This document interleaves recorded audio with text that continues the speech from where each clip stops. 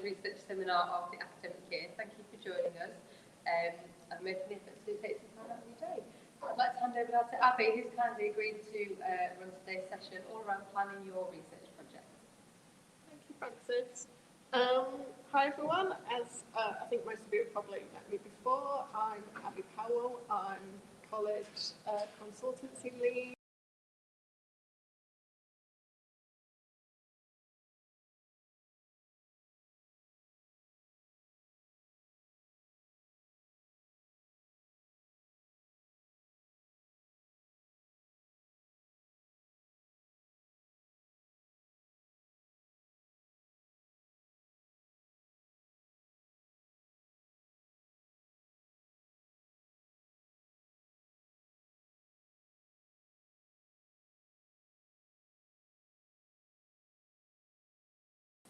And just to to let you know what to expect a little bit more, this talk is not about actually writing a research proposal.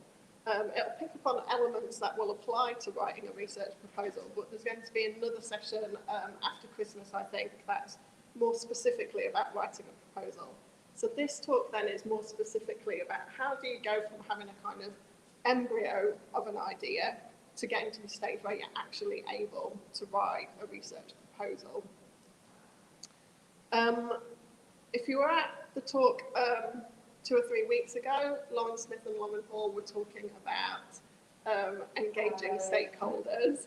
So I'm not going to talk about that in too much detail today, but it is really relevant to this still. So I'll touch on that at certain points in time, but I'm not exclusively going to be talking about that. I also just wanted to say that this planning and research project is not an easy process. When Frances asked me to do this talk, it took me quite a while to think about what are the processes that I go through in terms of planning a project. And I've probably worked on over 50 research and consultancy projects through my career. I've probably been actively involved in the development of about half of those, and I've probably been involved in a whole heap more that are either under review at the minute or things that I've applied for and have not been successful as well. It's a bit weird now that I have people in the room knowing whether to look at you guys or the camera, so sorry about that. My eyes are dying all over the place. And I'd also say that no two projects I've been involved in look the same. So there's no specific kind of cookie cutter approach. So what I'm going to talk through today are more kind of recommendations and steps to think about, and the level of depth that you might need to go into in terms of thinking about some of these things will vary depending on the size, the scale, the nature of the project that you're involved in. So, this slide will change. I posted a little survey that some of you have responded to already on Teams, or Blaine posted that for me, but I thought it might be worth taking a couple of minutes for people in the room, and if you're online, to post in the chat to think about what are the challenges that you've encountered in terms of planning projects. Where are the kind of places that you get stuck? And I thought I'd start with this at the beginning, and then we'll share some of those ideas, and we'll see if I can address any of those as we're going along. So for those of you in the room, do you want to have a little chat about the things where you commonly get stuck? And then I'll, if you want to type in the chat if you are online, and I'll ask Charlotte to read those out as well.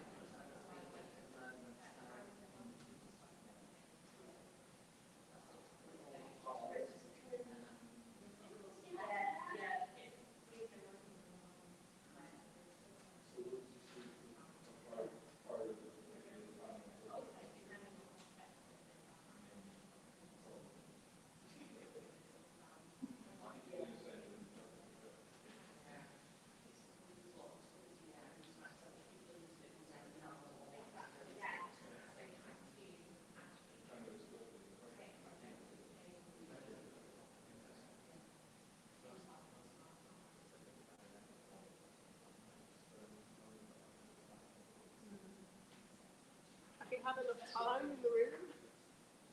What kind of things did you come up with? So we spoke about a number of challenges. I mentioned how trying to create a proposal within a really tight word limit which addresses each of the points in each part of the difficult, and also examining cost effectiveness and what that looks like in different numbers as well. Quite challenging. Yeah. And I talk about, again, just even getting started. So I had the Footstool development project, which got put on hold due to COVID and working in health and social care. So just coming back to something and revisiting it and sort of not going back into the whole funding and you get any research. Yeah, so if just for people online, in case they couldn't hear any of that in terms of the microphone, so the first comment was around responding to proposals and fitting things into word limits, and also thinking about cost effectiveness and what does cost effectiveness look like. And the second comment was around revisiting a project that got put on hold, or a proposal that was on hold through lockdown, and how to get going again on that.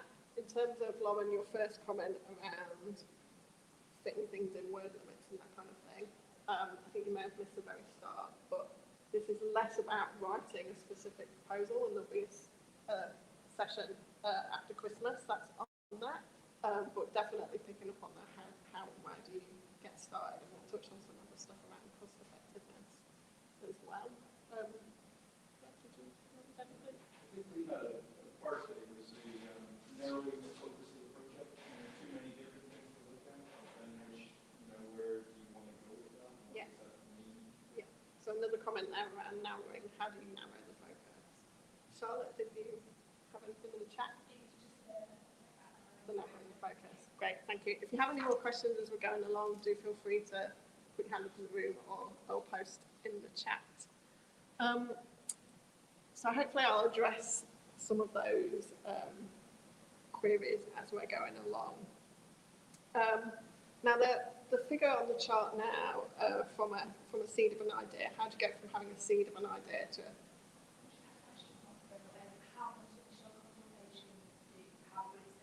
how much consultation? That's a good one.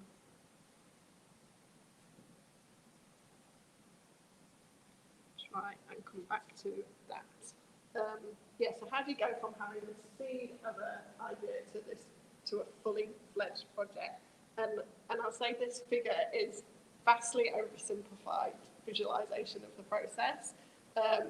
It suggests that the process is very linear, which it's not necessarily. It's much more iterative than this probably suggests. And occasionally you might start in a different place, but almost always you're probably going to have to do some looping back as well. But generally speaking, I think the process that I have followed on projects is starting off by having broad conversations. So brainstorming of ideas with colleagues who might be people that you're going to work with on a project, but they might be a broader group of colleagues. It might be informal conversations, it might be specific meetings to share those ideas, bringing people together around an idea, much in a similar way to how Todd did with the COVID groups. Teams of people came together around a project idea. People shared their interests, different ideas, and so on. At that stage, or sometimes there might only be one or two broad conversations. Sometimes there might be three or four. So if I think during last summer of 2020, I was working on a big proposal for the Medical Research Council looking at young people's well-being. I think there were probably about 8 or so academics on that project. We probably had about 5 conversations at that broad level before we started to get to narrowing things down. So it takes time. These things don't come together overnight, I think is one of the key points there. At certain points, you might have a number of ideas, and I think thinking about whether they're separate projects and how you might prioritise them, or whether it is a bigger project can be useful as well. And you might not need to decide that necessarily, because that might be dependent on funding as well. So, for example, the Medical Research Council funding pot was over £1 million, so it was a very big project. We could have work packages within that, so kind of modules of research within that. Whereas if you were going for smaller pots of funding, you might need to break down a bigger project into kind of separate components. You might need to think about who else you need to involve, and you might need to get rid of some people as well from those early discussions, or people might want to step away from that as well, depending on the direction that things are going in. I think an important part of those broad conversations are around identifying the broad purpose. What's the big picture thing that you want to achieve? So it's not necessarily about identifying research questions at that point, but thinking more about what's the impact that you're seeking to achieve, what would success look like, what's the problem that you're trying to solve, and that can really help refine that idea as well. And when I talk about identifying a problem or identifying impact, I think people whose work is more theoretical can sometimes feel that doesn't apply to them, but I think it does. So a problem and the impact can be more theoretical. It doesn't have to be applied as well. So then, after a few conversations, you're likely to move to kind of narrowing your ideas a bit more specifically. And honestly, if you're working in a team, that does require someone to take the lead. If there isn't already someone that's kind of taking the lead, it almost always requires one person to kind of take all of those ideas and say, how about we do this? There can then be further conversations about tweaking that, changing it slightly, disagreements and negotiations, but it does at some point need someone to kind of take charge and to work that out. I think that, and kind of go to that kind of what do research questions look like here. Yeah.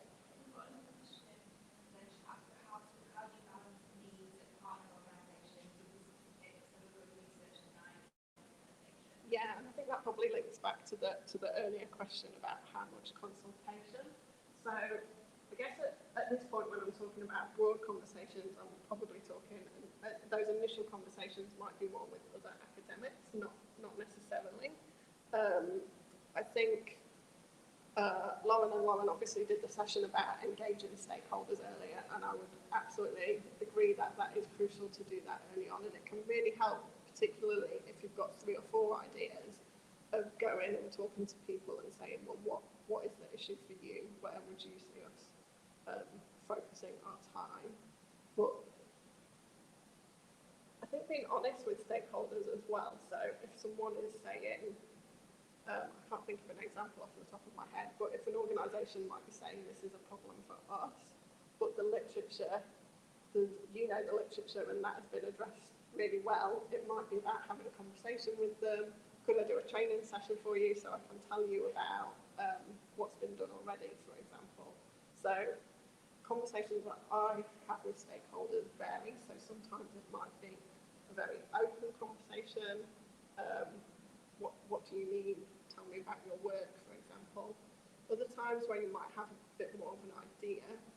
I've presented that. So the Medical Research Council one, for example, we presented some of our ideas, but in a kind of loose format. We were flexible with them, but it gave the conversation a bit of direction. So that was the balance there.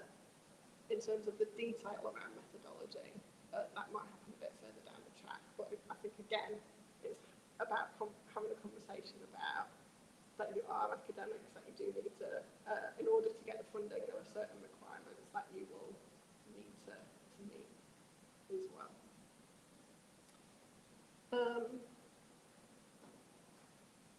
Yeah, so then I've put, once you kind of narrowed your idea and have a reasonable agreement around what your research questions might be and that kind of thing, it's a good idea to start allocating roles and responsibilities if you're working in a team situation at least.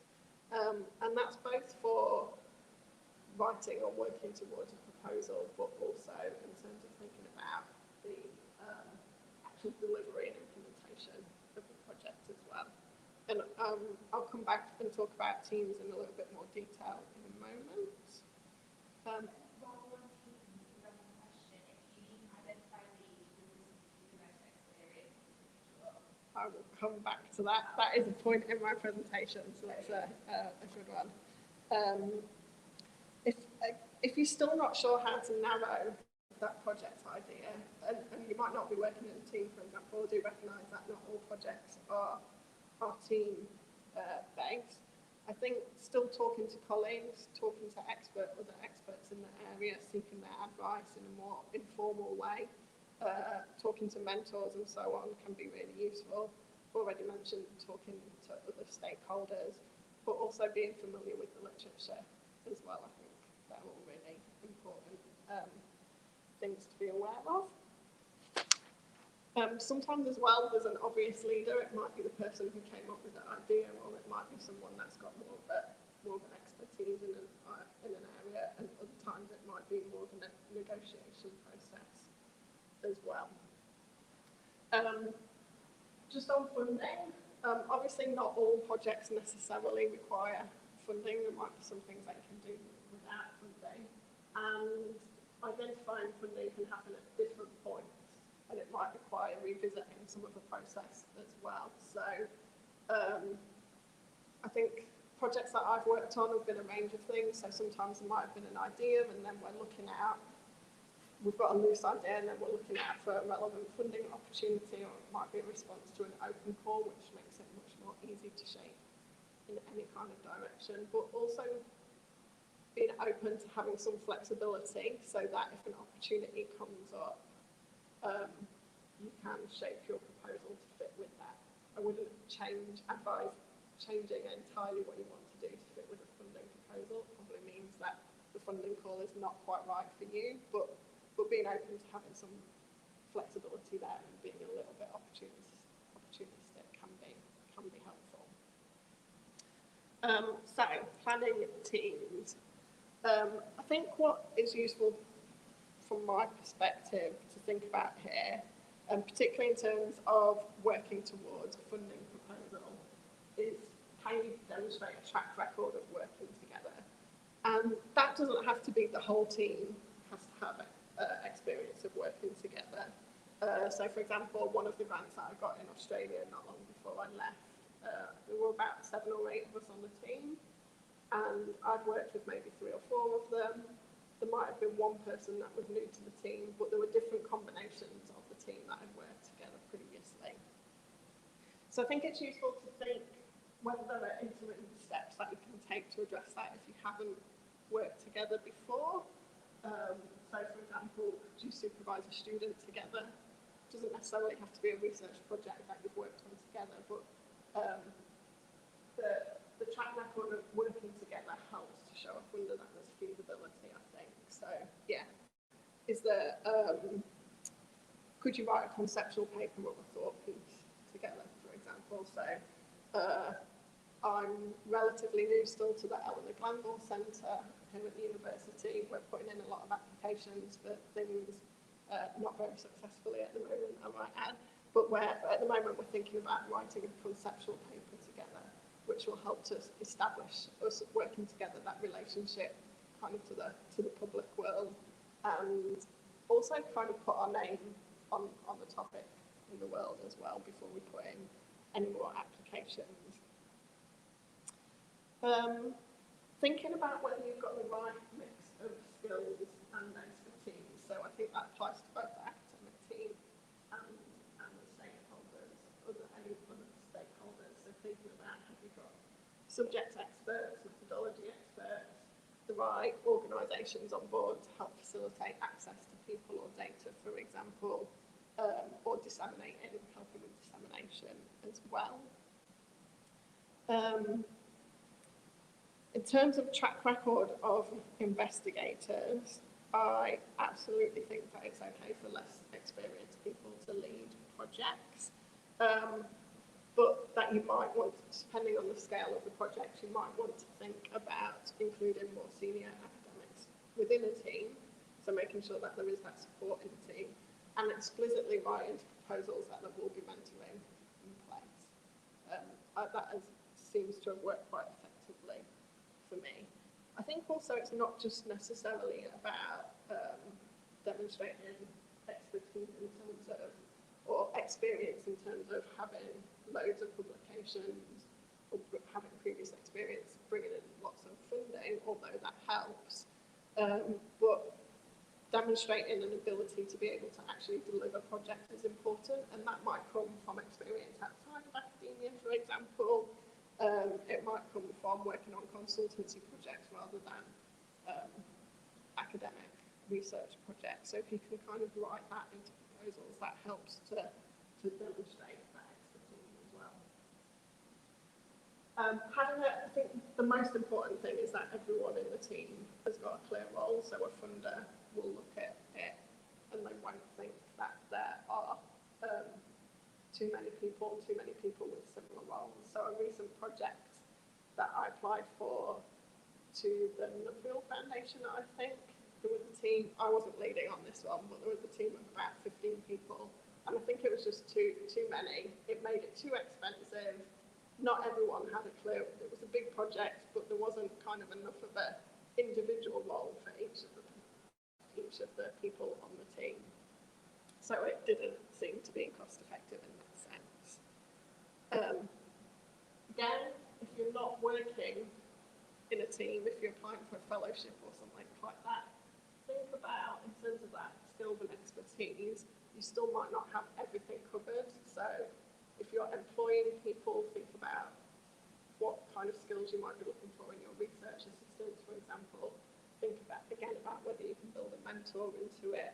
Think about whether particular stakeholders or other ways that you might involve academics in a less formal role, for example, through having a steering group or something like that. And then just briefly on external stakeholders, kind of reiterating points from Lauren and Lauren, but start early. It can take a long time to engage stakeholders, to get them on board, to understand what you're doing, to kind of work out how you're going to work together. But even once a stakeholder might be involved, might be happy to be involved, getting formal support down the track when you do come to actually putting a proposal together can take some time as well. So unless you're working with a small organisation, for example, so in Australia I was working with construction companies, it often wasn't the people that we were talking to on a day-to-day basis that had to do the sign-off for the formal letters of support. So find out about internal processes for those organisations and what kind of time is going to be required there. And then think about how to keep stakeholders engaged over the life course of the project development and how you're going to manage those expectations. And I think that's really about being transparent with people. It can take a long time from having an idea to actually getting funding.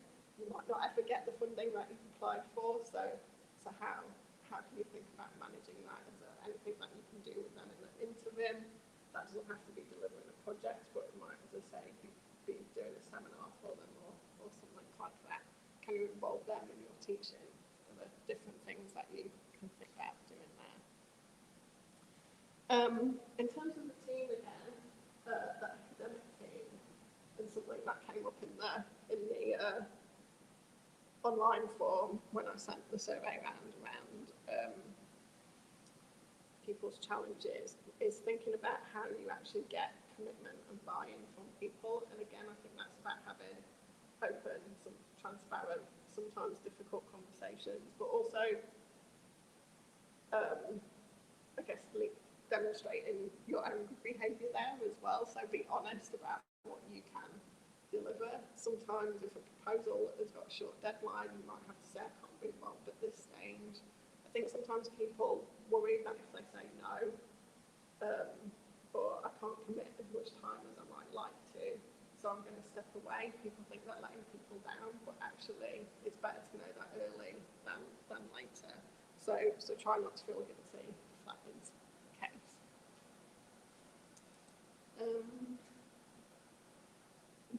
starting to think about planning resources, and by resources, I'm thinking about budgets, but also time, people, and so on. Don't leave the budget until last. I think probably Francis would agree that often happens. And it's easy because you kind of, as academics, I think we tend to focus on the conceptual stuff, but actually resources matter because they matter for feasibility as well. So, yeah, as I said, the MRC grant that I applied for was over £1 million. There was a lot we could do there, but if you know a funding pot you're going for is only £20,000, what you can do, what you can deliver for that looks very different. So thinking about resources and how much things are going to cost really helps you think about what can you actually do. And there might be an ideal, you might want a project that's this big, but in reality there's only this many resources, so how do you prioritise what you might want to do there? In terms of big projects like ESRC type projects, I think often as academics we just think, oh, I'll stick an RA in for 3 years full time. I would challenge you to kind of think about that a bit more and actually think about, well, what activities will people be doing? How long would those activities, how long would a researcher spend doing a literature review? How much time do they need to recruit participants? And I think if you've thought about those things and you can talk about that in a proposal, that goes to that point of demonstrating cost effectiveness as well. I've said sometimes budget and time is an issue, so think about how might you prioritise bits of the project if you can only do some of it. I think sometimes we leave the budget bit to last because we don't really know what resources we need. We think about things like having a researcher, but we don't necessarily think about what non-people resources are. So this here is just kind of a list of things that you might want to think about, things like travel, participant payments, dissemination costs, costs for stakeholder engagement. That seemed to go down through COVID because we were doing everything online, but if you're actually bringing people together, do you need to cost in their travel? Do you need to put lunch on, those kinds of things? Also think about outputs. So often we might not think about outputs until we quite far into the planning process and proposal writing process. But are there any costs associated with those as well? And make sure the other resource bit that I haven't mentioned too much is time. So think about how much time you've got and allow sufficient time. And that goes for both the planning stage, but also thinking about once you've got the project, how much time do you need to allow for certain activities, and building dissemination and producing outputs into that as well.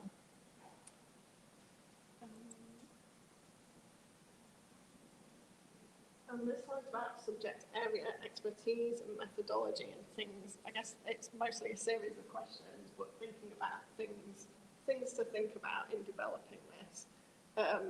So have you got a track record, or has someone on the team got a track record in the field or subject? So that kind of refers back to the thinking about, have you got the right team in place? Can you demonstrate a need for the research, that what you're doing is novel, interesting, addressing a particular gap? And as I mentioned partly there, I think that's about knowing the literature. But to give another concrete example, I'm just about to start working on a publication with a colleague analysing secondary data, so the Understanding Society data set. I'm working on that with 2 colleagues, and this initial paper is hopefully going to help build that track record of working together. But what we also want to do is demonstrate that there's not really been any research in this area previously. And once we've got that paper out there, we can use that in a funding proposal as well. Are your methods fit for purpose? Is what you're planning feasible? So will your methods actually address the research questions that you have. And I've got the next slide, an example of something, a template that I use that can be quite helpful with that I'll show you in a moment. Really being able to justify a methodology, this is probably getting into the more proposal writing stage of things, but really being able to justify every part of your methodology is really important for funders as well. Thinking about things like ethical implications, any risks that might be involved in your project, what strategies can you put in place to mitigate those from the outset. And obviously that's important for funders, but I think that's really important on a practical sense in terms of delivering a project and knowing where there might be kind of tight spots in terms of time or budget as well, and kind of being able to plan for those things. Something that came up as a challenge when I put the challenge question out there was being able to both articulate or communicate what you're trying to do to academic experts on the subject, but also non-experts. And that might be stakeholders, but often funding proposals will go to a range of both academic experts, but also some other academics that might not be. They might be in your discipline, but they won't necessarily be an expert in your specific topic. And I think that's where the value of more talking to colleagues and also peer review really comes in. And I know peer review can sometimes seem like a challenge, particularly when you're up against deadlines, but I would really encourage people to go through the peer review process wherever possible. And again, that might be in the less formal sense, it might be having conversations about your work and sending like an abstract to different people to look at, not necessarily just looking at the full proposal. Yeah, Charlotte's got another question.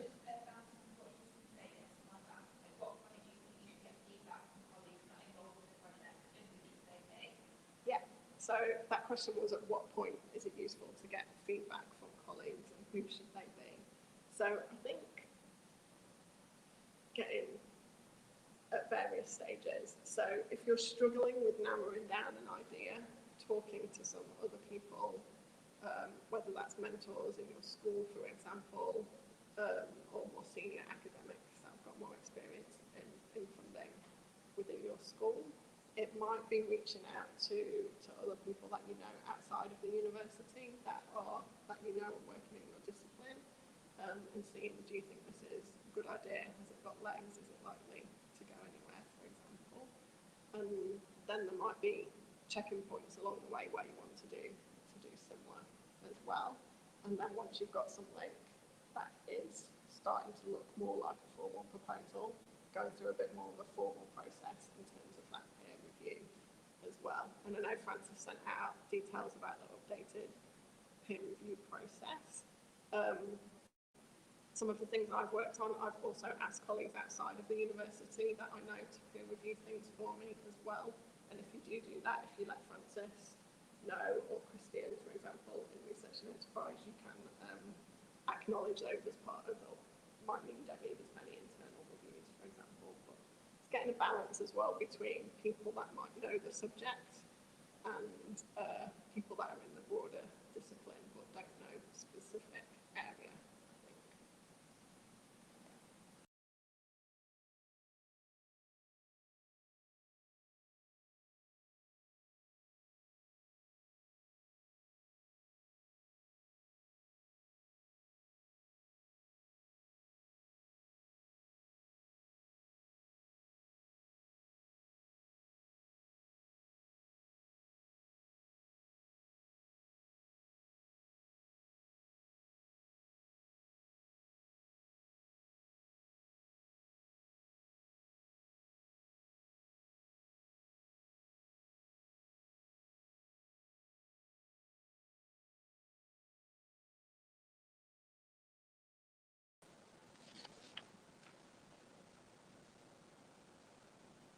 Back on. Okay. This is an example that I use in medical research actually went into the proposal, but I think it's a useful thing to think about anyway. So if you're working on a project where there are multiple components, can you articulate both within your team and to external people how the different components fit together? And for me, doing that in a kind of visual way is quite useful as well. Thinking about timelines, we've already mentioned that's quite useful. This is an example that I think is from an actual proposal, and it's a kind of high-level timeline that might go into a proposal. But I think it's worth thinking about more detailed versions of this for yourself. And also, you might even have a project timeline, a Gantt chart for putting a proposal together. If you have a funding deadline, obviously work backwards from that. If you don't have a funding deadline, if you're going for an open call, I would still recommend putting a timeline together of this is the kind of things where you can be talking about doing research for months, years even, and nothing ever materialises. So be realistic. Don't, say you're going to submit a grant in 2 months when you've got other stuff on, that's just not going to happen. But work with the team that you're working with to think about what would be realistic, what are some interim stages that we need to set to ensure we can submit a grant to an open call in July next year, for example. I think the other thing is once you've got a project up and running, having a detailed project timeline that is open to and accessible to everyone on a project that's working on the project, checking in against this on regular intervals, seeing whether things are on track. If they're not on track, why might not that be? What can you do to get back on track can be really useful as well. So the last thing that I wanted to mention was, once you've put a proposal in, you might have got your funding, and then I think often we forget about the planning stage. But what I would say is, similar to the timeline thing, the planning carries on even once you've got the funding, particularly if it's a slightly longer project. So I would reevaluate your project plan, have a conversation with your team, with different stakeholders to clarify expectations, roles and responsibilities, review your budget. If things are going to be spent in the same way that you thought at the outset, do you need to make some tweaks to that? I don't know if this happens so much in the UK, but definitely in Australia with our equivalent to the ESRC, you could quite often be successful with a project, but they might give you 50 grand less than what you'd applied for. So you have to think about, well, actually, what can we do? What do we need to change? And put this in for finance people, but it's not just what you spend that matters, it's when you spend it as well, particularly if things are going across financial years.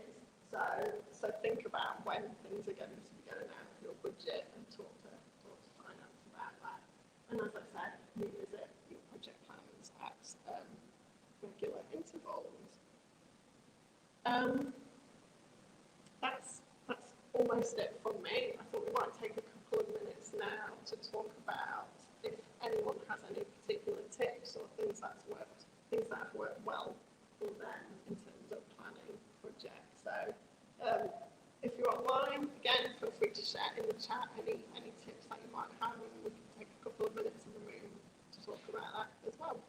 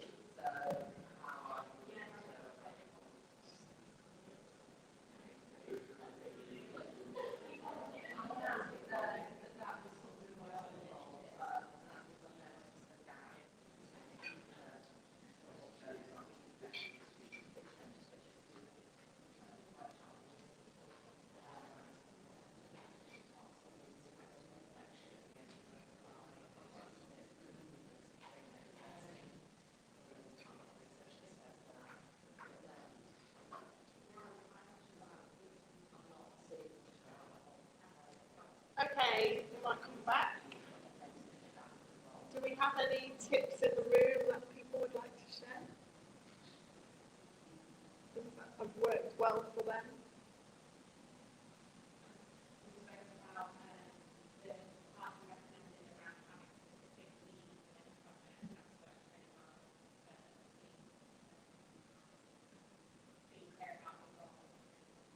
Yeah, so that comment was around being clear about roles, but also if there's a big project, kind of dividing responsibilities and having leads for specific things. I think on a practical level, it really helps share the workload amongst the team, but it gives people particular ownership of things as well.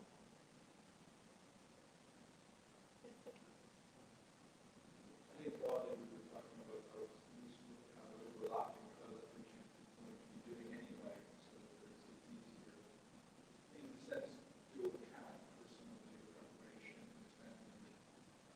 Yeah, so that comment was around having overlap in what you're doing, so it doesn't feel like a whole other piece of work that doesn't relate to anything else that's going on in your work life.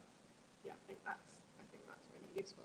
And I think when you write in proposals, for example, there are iterations of proposals. So if you're not successful, you'll kind of use some of what you have done previously as well.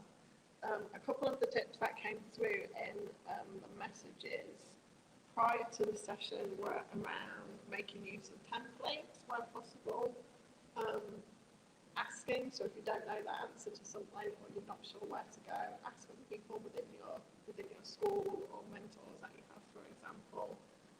Again, about being clear on roles and responsibilities, and being honest, again, about what you can commit to a role as well. Was there anything online, Charlotte? Just a question. Yeah, what was the jointing question? So if there are changes or delays, how important is what's that? Yeah, so if there are changes or delays, how important is it to discuss that early with the funder? That's a really good question. I would talk to Francis and Blaine and Charlotte about that first, because the rules vary with different funders. So some funders will have some flexibility in terms of once you've got the funding, and others will be quite specific about what their expectations are. And the research team within the college and research enterprise can help you understand the contract requirements in terms of that as well. Yeah. So just to summarise